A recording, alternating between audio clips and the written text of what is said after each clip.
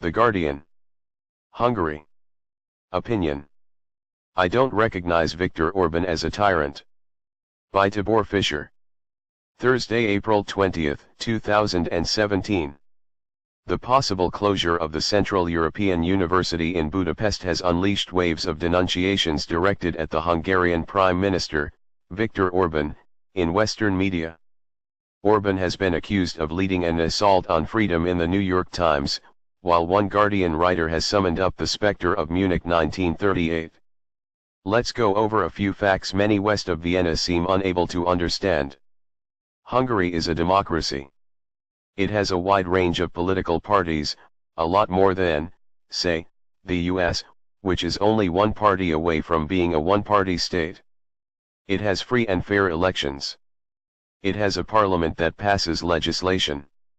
The quality of legislation can vary greatly, as in any democracy, but like most legal matters, that is a matter of keen debate.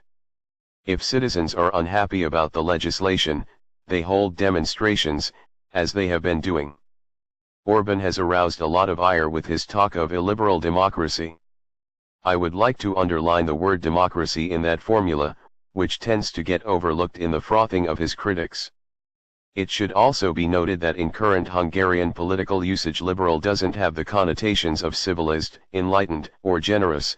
It's a portmanteau for left-wing conventions. I accept that an anti-left stance isn't going to win Orban fans among the Guardian's readers, but I trust they might be willing to accept that someone who has a different opinion isn't automatically wearing jackboots. I find the criticism that Hungary no longer has a pluralistic media especially puzzling. That's a harsh judgment on a country, the sort of judgment that requires evidence. I always find it interesting how people who don't speak Hungarian feel entitled to accuse Orban of muzzling the press. For the benefit of those who have no Hungarian, I can give you a long list of television, radio, print, and internet outlets that are not only prepared to be critical of Orban, but devote themselves exclusively to trashing him. Indeed, some of the criticism and satire is of a savagery rarely seen in Britain. It has to be conceded there's very little adult debate when it comes to politics in Hungary. If I want to know what's going on in Hungary, I check www.index.hu, which is fairly balanced, but enjoys needling the government. If I want some tabloid fun, I go to www.444.hu, which is unrepentantly anti-Orban. Anyone with a phone can have access to clean news or denunciations of the Prime Minister if they want. Orban has also been condemned for his treatment of migrants. Some see his detention of the people flooding in over the border as unreasonable. It might not be the ideal solution, but unlike the EU, which is sitting on its arse in bewilderment, Orban is actually doing something. I am the son of refugees, and I can assure you that if my parents had been detained when they arrived in Britain in 1956, in safety and with regular meals, while matters were sorted out, they wouldn't have complained, they would have said thank you. The most disgusting accusation made against Orban is that of anti-Semitism, as George Soros, the billionaire behind the Central European University, is Jewish. Orban is the man who introduced Holocaust education into schools, passed a Holocaust denial law, and whose government financed Son of Saul, a film about Auschwitz that won an Oscar.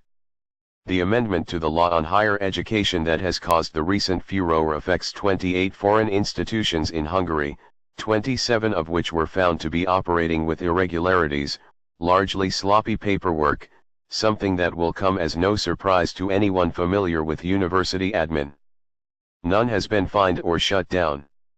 Many, probably most, academics at Hungarian universities disapprove of the amendment, which they feel is bad for research, but the Central European University is not being singled out for punishment, it's asking to be given privileged treatment. This is not simply about freedom of speech or independence of scholarship. The CEU is legally a Hungarian university. Under the amendment, the same buildings, the same canteen, the same umbrella stands, the same courses, the same bitching about Orban and his wickedness can continue, and students can get a qualification recognized in Europe. The government can't touch them. What can't continue, without a new deal, is the practice whereby the CEU can also issue a diploma accredited in the US, it is registered in New York, without actually operating a campus. Until now, CEU students have been getting double bubble. Obviously that was an attractive deal for students, so, should the CEU lose that option, it will make the university less marketable. However, if it is so much the center of excellence that its supporters claim it is, it should still be able to attract students. The issue is bums on seats and dollars as much as anything else. I have followed the progress of this institution since its creation in 1991, and I know many of the staff. One of the salient themes it has been banging on about for nearly 30 years is the rule of law. Perhaps the CEU should adhere to its own principles and comply with the law. Then everyone can vote against Orban next year.